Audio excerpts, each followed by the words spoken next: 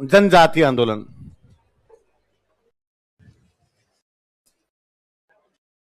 Tribal movement. कौन सा आंदोलन? Tribal movement. तो थोड़ा सा वापस बताता हूं, एक तो है ना, थोड़ी सी इधर बात सुनना। हमारा जब संविधान बना 1949 में, जब संविधान बनाया गया देश आजाद होने के बाद, तब हमारे संविधान में दो लिस्ट जोड़ी गई। क्या जोड़ी गई? दो। एक लिस्ट को हम बोलते हैं एससी, एक को बोलते हैं एसटी। कौन कौन सी दो थी? एससी और एसटी। अच्छा, ये देखा गया कि समाज में कुछ वर्ग ऐसे हैं जो आगे चले गए, कुछ वर्ग ये हैं जो पीछे रहे। ये समाज की ड्यूटी बनती है कि समाज में जो वर्ग पीछे रह गए उनको बराबर लाया जाए। अपने घर में 4 भाई है, एक भाई कमजोर रह गया, 3 भाई आगे निकल गए, तो 3 भाइयों की ड्यूटी है कि उस भाई को भी सहायता करो और सहायता करके उसको अपने बराबर लेके आओ। तो समाज में भी कुछ वर्ग पीछे रह गए, कुछ वर्ग आगे निकल गए, तो जो वर्ग आगे निकल गए वो इन वर्गों को क्या लेके साथ में लेके बराबर लेके इनको, इसलिए इन वर्गों के लिए आरक्षण की व्यवस्था की गई। किसकी व्यवस्था की गई? आरक्षण की व्यवस्था की। अपने घरों में भी ये देखते हैं ना, ये सब चीजें आप कभी समझोगे तो वो रूट लेवल पे आप घरों में आसपास में देखते हो कि घर में 4 भाई है, कोई खर्चा आया है ना, कि घर में कोई खर्च है, एक भाई कम कमाता, दूसरे रुपए कम लेते हैं, कमा ही नहीं रहा, लाएगा कहां से? जो 3 ज्यादा कमाते हैं थोड़ा ज्यादा ज्यादा हिस्सा दे देते हैं। ये आरक्षण ही तो उस भाई को, जो भाई कम कमा रहा है उसको हमने क्या दे दिया? आरक्षण ही तो दिया है कि भाई ठीक है, तेरे को इतना रिजर्वेशन है, तू थोड़ा कम जमा करवा दे, जितना है तेरे पास जमा करवा दे, बाकी वाले दे देंगे। सेम व्यवस्था ये की गई। अच्छा, एससी, इस ये एक लिस्ट है, लिस्ट का नाम है शेड्यूल। इसका मतलब भी क्या होता है? शेड्यूल। शेड्यूल का मतलब वही लिस्ट। अच्छा, इस एससी लिस्ट के अंदर वे लोग डाले गए जो समाज का हिस्सा तो थे पर समाज में थोड़े पीछे थे। समाज का हिस्सा थे लेकिन समाज में थोड़े पीछे, रहते तो गांव के अंदर ही है लेकिन बाकी लोगों के बराबर उनकी स्थिति नहीं। अच्छा, एसटी में वो लोग डाले गए जो समाज का हिस्सा ही नहीं है, जो समाज से बाहर है अभी तक, जो समाज में शामिल ही नहीं हो पाए, तो उनको ट्राइब कहा गया। अच्छा, समाज से बाहर कहां पे रह रहे हैं? का जंगल। कहां पे रहते हैं? जंगलों के अंदर रहते हैं, उनका समाज के साथ कोई भी लेना देना नहीं। वो जंगल से बाहर नहीं आते और बाहर वाले जंगल के अंदर नहीं जाते। बाहर वालों को लगता है कि जंगल के अंदर शेर है, अंदर वालों को लगता है कि जंगल के बाहर शेर है, इसलिए दोनों का आपस में कोई भी कॉन्टेक्ट नहीं। तो उनके तो रीति रिवाज ही अलग थे भाई। समाज में जो जो लोग रहेंगे उनके कम से कम रीति रिवाज तो सेम होंगे। जंगलों में रहने वाले लोगों के तो रीति रिवाज भी सेम है, कपड़े अलग, वेशभूषा अलग, उनके देवी देवता अलग, उनके रीति रिवाज अलग, उनका खान पान अलग, पूरी तरीके से अलग ही सिस्टम था जनजातियों का। कई सदियों से ये सब व्यवस्था चली आ रही थी। जंगल वाले जंगल के अंदर खुश थे, जंगल के बाहर वाले जंगल के बाहर खुश थे। जब अंग्रेज आए, अंग्रेजों ने आके अपने राजाओं के साथ क्या कर ली? संधियां। और राजाओं को एक सीधी सी बात कर दी कि तुम्हारी सिक्योरिटी की जिम्मेदारी हमारी। राज्यों की सुरक्षा किसको सौंप दी गई? अंग्रेजों। सुरक्षा सौंप दी तो अंग्रेजों को क्या देने पड़ेंगे? पैसे। तो अंग्रेजों ने कहा ठीक है भाई, 1,00,000 रुपए साल के दे दिया करो और हम तुम्हारी सुरक्षा कर लेंगे। थोड़े दिनों बाद अंग्रेजों ने कहा 1,00,000 में तो पार नहीं पड़ रही, हथियारों के रेट बढ़ गए, फौजियों की तनख्वाह बढ़ गई, तो हमें तो 1.5 दो। तो राजा ने 1.5 लाख दी। थोड़े दिन बाद कहा गया हमें तो 2 दो, तो राजा ने कितने दिए? 2। अब राजा ये पैसे कहां से लाएगा? जनता पे टैक्स लगाए। अब अंग्रेजों ने मान लो 2.5 किए, 2.5 किए, तो राजा ने अंग्रेजों का कहा रुको रे, कहीं तो कोई आता होगा, ऐसे क्या यार बढ़ते जा रहे, इतने रुपए मैं कहां से लाऊं? तो अंग्रेजों ने कहा जनता पे टैक्स लगा दे। तो जनता के टैक्स देने की भी तो लिमिट है, कमाई से ज्यादा टैक्स थोड़ी हो सकता है। जितने कमा रहे होता तो आ रहा है टैक्स के अंदर, अब इससे ज्यादा कहां से लेके आऊं? तो उसने कहा कमाई के सोर्स बढ़ाओ, ज्यादा कमाई करो। ज्यादा कमाई कहां से करें? हमारे ले दे की कमाई का साधन क्या है? खेती। खेती जितनी जमीन है उतनी तो खेती होगी, ज्यादा खेती कहां से कर ले? तो उनका जमीन तो तुम्हारे पास खूब सारी पड़ी है, खेती तुम कम करते हो, कहां पड़ी है जमीन? तो ये देखो तुम्हारा क्षेत्रफल तो है 17,000 वर्ग किलोमीटर, खेती तुम करते हो 7,000 में, सब 10,000 में हमारे जंगल है का एग्जैक्टली वही तो कह रहे हैं, काटो। क्यों है ये जंगल? तो अब राजा ने क्या कटवाए? जंगल। जब जंगल कटवाया तो जंगल के अंदर रहने वाले लोगों का बाहर रहने वाले लोगों से आमना सामना हुआ, तब पहली बार वो एक दूसरे के कांटेक्ट में। अच्छा, जब वो जंगल में रहते थे तब उनकी खेती करने का तरीका ही अलग था। वो एक जंगल एक इलाके के अंदर रहते हैं, उनकी खेती का तरीका ये है कि 2 साल यहां खेती करेंगे, 2 साल बाद यहां छोड़ देंगे, यहां खेती करेंगे, बाद में यहां खेती करेंगे। झूम झूम के खेती करते हैं, बोलते झूमेंगे, क्या बोलते हैं उसको? 2 साल यहां झूम लिए, आगे 2 साल आगे झूम लिए, फिर आगे झूम लिए। तो उनके झूमने का तरीका ही पूरी तरीके से अलग हो रखा था, अलग अलग खेती किया करते थे। अच्छा, वैसे नॉर्मली अच्छा शब्द है इसका एक, हम बोलते हैं स्थानांतरित खेती। क्या बोलते हैं? इंग्लिश वाला शब्द और इजीली जल्दी याद हो, शिफ्टिंग। Shifting agriculture. कौन सी एग्रीकल्चर है? एग्रीकल्चर को शिफ्ट करते रहते हैं, एक बार यहां की, बाद में यहां की, बाद में यहां की। अब जब राजाओं ने जंगल काटे, इन लोगों का बाहर के लोगों के आमना सामना, तो राजाओं ने कहा कि शिफ्ट नहीं, झूमना बंद। आज के बाद ए का खेत ये बी का, ये सी का, ये डी का, तुम अपने अपने खेत में खेती करोगे और हमें टैक्स दोगे। इससे पहले तक इन पे कोई भी टैक्स, ये थोड़ी बहुत ही खेती करते, ज्यादा खेती नहीं करते। इनकी मान्यताएं उसी प्रकार की थी, धरती माँ है और धरती माँ का पेट नहीं चीरा जा सकता, और हल चलाओगे तब तो उसमें पेट चीर जाएगा, तो हम पेट नहीं चीरेंगे, हल नहीं चलाएंगे। तो क्या करोगे, तो फावड़ा लेके ऊपर ऊपर से खोद देते, थोड़ा थोड़ा सा उसमें बीज डाल देते, जितना हो जाता खा लेते, ज्यादा अपने को आवश्यकता नहीं। अब राजा ने कहा कि नहीं नहीं, चलो चीरो चीरो पेट, माँ का पेट चीरो एक तो, और यहाँ पे खेती ज्यादा करो, जितनी ज्यादा खेती होगी तो ज्यादा राजा को क्या मिल जाएगा, टैक्स। तो राजा को अपना फायदा था, तो राजा ने इन पे क्या लगाना शुरू कर दिया, टैक्स। अब इनकी ये बात समझ में नहीं आई कि ये टैक्स किस बात का है। इन लगता था खेती हम करते हैं तो फसल ये लेके क्यों जाता है। फिर राजाओं ने टैक्स लेना शुरू कर दिया नकदी में। कैसे लेना शुरू कर दिया, पहले अंग्रेज जब तक नहीं आए थे ना अपने देश में, तब तक ये सिस्टम था कि बाजरा हुआ तो बाजरा दे दो, और गेहूं हुई तो गेहूं दे दो, और चावल हुए थे चावल दे दो। अब अंग्रेजों ने कहा चावल का हम क्या करें, भाई किसान ने राजा को क्या दे दिए, गेहूं। अब अंग्रेज आए राजा से कि ला भाई हमें रुपए दे, तो राजा ने कहा गेहूं पड़े ले जाओ। उसने कहा हम क्या करें इस गेहूं का, तो साहब हम तो टैक्स में ही लेते हैं ना नकदी मिले। तो अंग्रेजों का बाद टैक्स किस में लेना शुरू कर दिए थे, केस। अब इनको कहा केस में दो। अब केस कब मिलेगा, जब फसल बिकेगी। फसलें दो प्रकार की होती है, एक तो होती है खाद्यान्न फसलें, फूड ग्रेन्स, गेहूं बाजरा ये होती है, एक होती है कैश क्रॉप, कपास गन्ना, है ना, इस प्रकार की। अच्छा, जो फूड ग्रेन्स होते हैं ना, वो इतनी जल्दी से नहीं बिकते, क्योंकि उस टाइम सब लोगों के पास में फूड ग्रेन्स होता था। भाई मेरे पास ही बाजरा, आपके पास बाजरा, आपके पास बाजरा, आपके पास बाजरा, तो खरीदेगा कौन, बाजरा सबके पास पड़ा है। उल्टा कैश क्रॉप हुआ करती, वो जल्दी बिक जाती, कि गेहूं ये सॉरी गन्ना कपास ये जो फसलें थी जल्दी बिक जाया करती थी। फूड ग्रेन्स इतनी जल्दी नहीं बिकते थे, तो फूड ग्रेन्स आपको मंडी में लेके जाने पड़ेंगे, मंडी में जब बाणी की जीम आएगी तब आपसे खरीदेगा, 5-7 दिन वहां रुकना पड़ता था, हो सकता है वो कदे पैसे 15 दिन बाद में लेके जाना। तो फूड ग्रेन्स को बेचना और उसके पैसे लेना इतना संभव नहीं था। अब मान लो 1 तारीख को डेट है कि यार 1 अगस्त को टैक्स देना, अभी 1 तारीख आने वाली है, इसको आपको टैक्स जमा करवाना है। लेकिन मेरे पास में केस कब आएगा, जब मेरी फसल बिकेगी। जिस बाणिये के पास मैं लेके गया, उस बाणिये ने मेरे कहा भाई 15 अगस्त को रुपए लेके जाना, तब तक रुपए नहीं है। इसका मतलब 15 अगस्त तक मेरे पास केस तो नहीं है। पर राजा को केस कब जमा करवाना है, 1। तो अब मैं पैसे लाऊं कहां से, तो मैं गांव में कोई ब्याज पे उधार देता उससे लाऊंगा। गांव में से कई लोग होते साहूकार, मनी लेंडर्स, जो ब्याज पर देने का काम करते हैं, और उनसे मैं पैसे लेके आया कि लो साहब आप पैसे दे दो, मैं आपको बाद में चुका दूंगा, महीने भर बाद चुका दूंगा, 2 महीने बाद चुका दूंगा। पुरानी भारतीय फिल्में आपने देखी होगी या प्रेमचंद की कहानियां पढ़ी होगी, एक बार जो ब्याज पर पैसे लेके आ गया, उसके पैसे 7 पीढ़ी नहीं चुके। ब्याज पर ब्याज, ब्याज पर ब्याज, चक्रवर्ती ब्याज, जब आप इतने पढ़ लिए उसके बावजूद कंपाउंड इंटरेस्ट के क्वेश्चन आपसे सॉल्व नहीं होते, तो गांव का साधारण आदमी तो कैसे समझता होगा कि चक्रवर्ती ब्याज कैसे लग गया, इसके पैसे कैसे देने। इसलिए किसान साहूकारों के चंगुल में फंस गए। किसके चंगुल में फंस गए, वो साहूकार जो पैसे देने वाले थे उनमें ट्रैप हो गए। अब वो साहूकार ने कहा भाई पैसे लेके गया था, ब्याज मेरा तो आया ही नहीं। उसने 2 साल बाद इनकी जमीन पे क्या कर लिया, कब्जा। तो जनजातियां इस नए सिस्टम को नहीं समझ पाई कि ये नई खेती किस प्रकार से, नए टैक्स क्यों लिए जा रहे हैं हमसे, ये टैक्स केस में क्यों लिए जाते हैं, केस हम चुका देते हैं फिर भी ब्याज खत्म क्यों नहीं हो रहा है। इन सब समस्याओं से जब वो परेशान हुए तो उन्होंने सरकार के खिलाफ क्या कर दिए, तो लिखो जनजाति। जुडिशरी सिस्टम था वो भी बड़ा अलग था। उनकी जुडिशरी ये कहती थी कि इनके कबीले थे, है ना, ग्रुप थे, अलग अलग ग्रुपिज्म था इनमें खूब सारा, कि ये एक ट्राइब का इलाका है, इस ट्राइब में एक ग्रुप ये है, एक ग्रुप ये है, 2 अलग अलग ग्रुप है, इन ग्रुप में आपस में बनती नहीं। इस ग्रुप ने इस ग्रुप का बंदा मार दिया, इधर वाले ग्रुप वाले पड़े, इधर वाले ग्रुप का बंदा मार दिया, तो इधर वाले ग्रुप वाले इधर वाले ग्रुप के 2 मारेंगे, या पैसे दो, या क्या दो हमें, मौताना। मौत के बदले में जो रुपए दिए जाते हैं उनको क्या बोलते हैं, ब्लड मनी। ब्लड मनी दी जाए कि भाई इसने इनका एक बंदा मारा तो ये इनके पास जाएंगे, या तो तुम्हारे 2 मरवा लो या रुपए दो। तो ये इधर वाले पूछते कि कितने का था तुम्हारे वाला,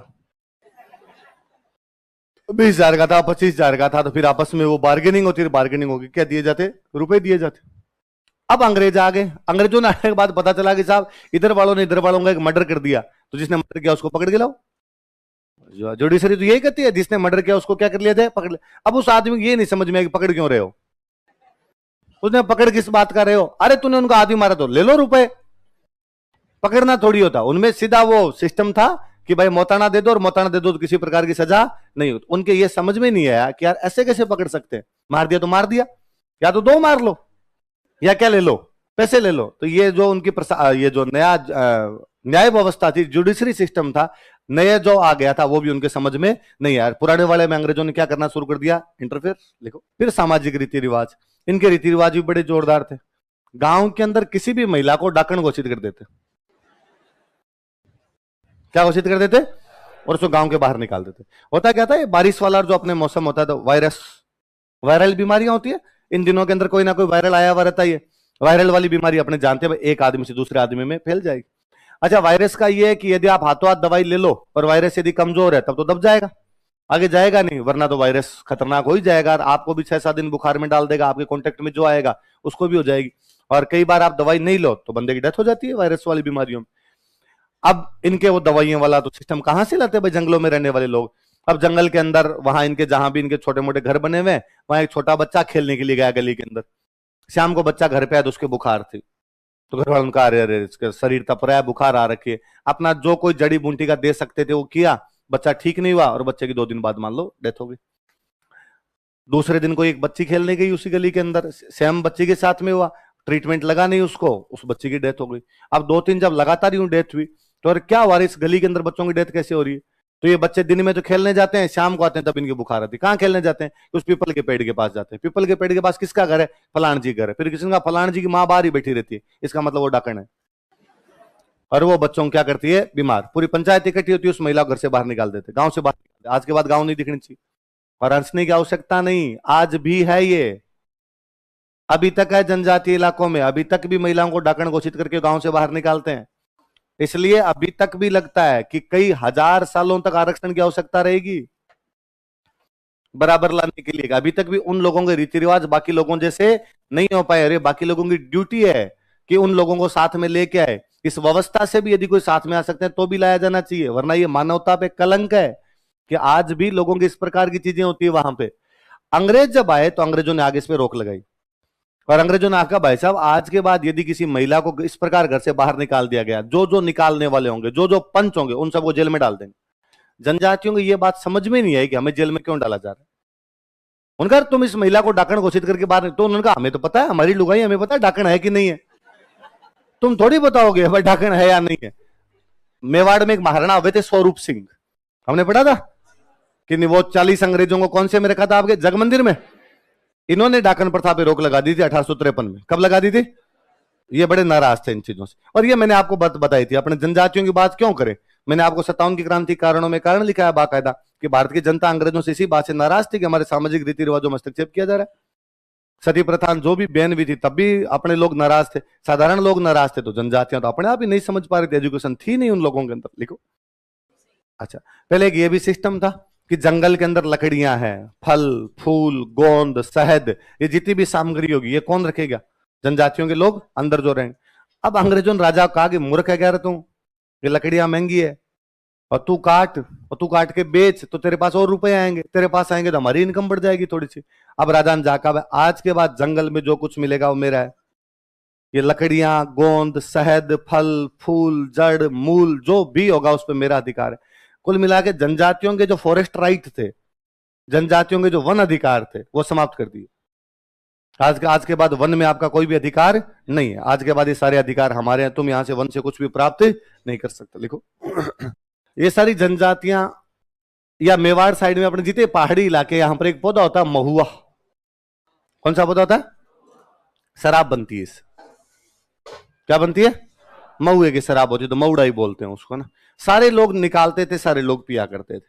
अंग्रेजों ने आने के बाद में इसके लाइसेंस जारी किए कि भाई पहले जनजातियों वाले इलाकों में तो कोई लाइसेंस जैसी चीज ही नहीं थी। अब अंग्रेजों ने आने के बाद कहा कि नहीं भाई, हर कोई आदमी शराब नहीं निकाल सकता, उसका हम लाइसेंस देंगे, वही आदमी क्या निकाल सकता है शराब। ये से भी नाराज थे, उनका ये क्या तरीका, मतलब एक आदमी पूरे दिन थका हारा घर आए, शाम को चिल भी ना करे, वो भी तुमसे पूछे कि करना है कि नहीं करना है, हम दारू पियेंगे भाई साहब।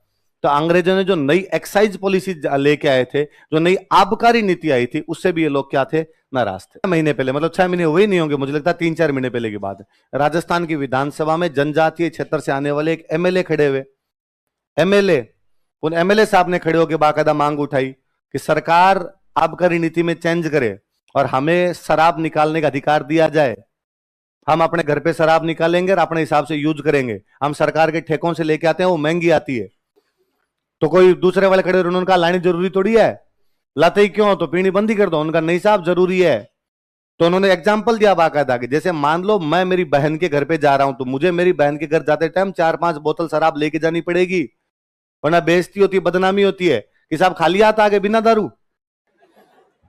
अब या तो मैं बहन के घर जाना बंद कर दूं और या बाद में महंगी लेके जाऊं, इसलिए हमें निकालने के अधिकार दिए जाएं। तो अभी तक ही वो इस प्रकार की मांगे कर रहे हैं, कारण कि उनके सामाजिक रीति रिवाज आप लोगों में मिलते नहीं है। आप लोगों के सामाजिक रीति रिवाज अलग और उनके सामाजिक रीति रिवाज, तो ऑटोमेटिकली सी बात है कि उनके अंदर ये बात आएगी।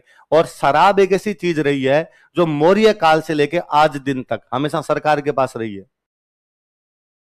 शराब के अधिकार हमेशा किसके पास में रहे? तो शराब के अधिकार सरकार हर किसी को दे भी नहीं सकती, क्योंकि सरकार का रेवेन्यू का सबसे बड़ा सोर्स ही शराब है। और ये तो कोरोना के टाइम में पता चला कि लड़खड़ाती हुई अर्थव्यवस्था को लड़खड़ाते हुए लोगों ने सहारा दिया,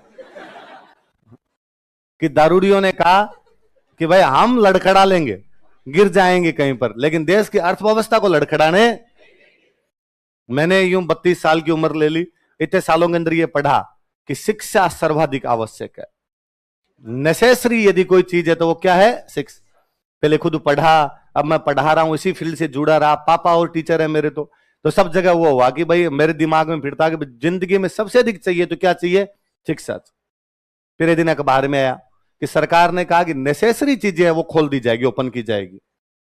तो मुझे लगा कोचिंग तो खुली जाएगी, एसेंशियल गुड्स के अंदर कोचिंग तो आएगी अपने आप। तो पता चला कोचिंग नहीं है, तो एसेंशियल क्या है? तो चला दारू है। मुझे यार जिंदगी धूड़ में गई। अब तक अपने को पता ही नहीं था कि क्या चाहिए अपने को वास्तव में चाहिए तो ये शिक्षा की कोई भी आवश्यकता नहीं है। और शराबी कितने भले अच्छे लोग होते हैं बेचारे। कोरोना के टाइम में बाकायदा कहा कि गैप बना बना खड़े रहो, खड़े थे, है ना। कहा कि भाई यूं लाइन लगानी पड़ेगी, एक साथ सबको नहीं मिलेगी, शाम तक जिसका नंबर आएगा उसका ही नंबर है। आराम से खड़े थे, कोई हो हल्ला। मैंने इनसे अच्छी प्रजाति नहीं देखी कोई। आप किसी चीज के रेट बढ़ा दो, आंदोलन होते हैं। तेल के रेट बढ़ गए, टमाटर के बढ़ गए, प्याज के बढ़ गए। आज दिन तक सुना कि दारू के रेट बढ़े, दारूडियों ने आंदोलन किया। दारूडियों कभी कहा कि 8 बजे तुम्हारी दुकान बंद, उनका कोई नहीं, 8 बजे से पहले लाएंगे। चलते सरकार कह दी 15 अगस्त को नहीं मिलेगी तुम्हारे, उनका कोई बात नहीं। देश यदि आजादी का दिन मनाना चाहता था हम 14 को स्टॉक कर लेंगे। देश आराम से आजादी का दिन मनाए, हमें इससे कोई भी लेना देना। तो भले अच्छे लोग होते हैं बेचारे। तो आबकारी नीति के अंदर तो इनके भी संशोधन कर दिया जाना चाहिए ताकि थोड़ा देख सके। अच्छा, एजुकेशन नहीं होती तो उसके भी कई दुष्परिणाम होते हैं। और मैं उस दिन आपको ये दिन कह रहा था कि भारत में हर नई चीज का विरोध होता है। भारत में पहली जनगणना हुई थी 1881। पहली जनगणना कब हुई? फर्स्ट पॉपुलेशन सेंसस जो किया गया था कब किया गया? 1881। नया था देश के लोगों के लिए, इससे पहले तक ऐसा कुछ किया ही नहीं था। अब पहली बार हो रहा था, घर घर में जाके गिन रहे थे। अंग्रेजों के अधिकारी आते और आगे पूछते कि हाँ भाई कितने लोग, पुरुष कितने, महिलाएं कितनी, बच्चे कितने, उम्र कितनी, गाय कितनी, भैंस कितनी, घर कितने, झोंपड़े कितने, एक एक लिखते हैं जनगणना वाले कॉलम के अंदर। अब इन जनजातियों को ये नहीं समझ में ये क्या नया बखेड़ा है, गिन कैसे रहे।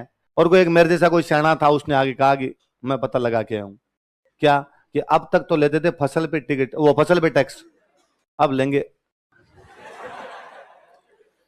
जिनके घर पे ज्यादा लोग उन पे टैक्स ज्यादा, जिनके घर पे कम लोग उन पे टैक्स कम। तो बच्चों को छुपा देते कि घर में बूढ़े बूढ़े बैठे हैं सारे के सारे, आपके बच्चे कहेंगे हुए नहीं है नहीं, हमारे बच्चे ही नहीं।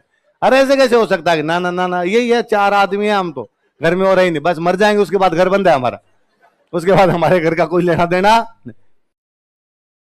आगे समझाते अरे नहीं है, टैक्स नहीं लेंगे तुमसे, ऐसा कुछ भी नहीं है। क्यों लेंगे हम आदमियों पे टैक्स?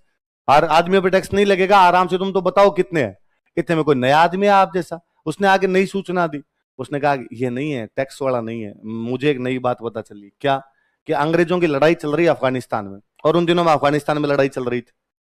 हाँ तो क्या घर में आगे चेक करते हैं कि जवान टाबर कितने हैं, जवान लड़के कौन कौन है, फिर कभी युद्ध में भेजेंगे पकड़ पकड़ के। फिर पूरी लिस्ट होगी इनके पास कि उस घर में 2, उधर कम पड़ रहे हैं, उठा लो 2 को। भेजो अफगानिस्तान लड़ने के लिए। तो जनगणना वाले जब आते तो यंग लड़के जो थे वो भाग जाते, ये गिनेंगे ये लिखेंगे। इतने में एक जैसा तो कोई अल्ट्रा टाइप का ही बंदा था, वो नई न्यूज लेगा, उसने कहा चौप मैं एकदम नई न्यूज लाया हूं, अरे ऐसा कुछ भी नहीं होने वाला है, न तो ये टैक्स लगाएंगे ना ये भेजेंगे, तो अब क्या नया बखेड़ा। उसने कहा ये तो घर पे आके लोगों का साइज चेक कर रहे हैं कि मोटे लोग कितने हैं पतले कितने हैं। क्यों, मोटे पतले का क्या करेंगे कि बाद में मोटे आदमियों को मोटी लुगाई और पतले आदमी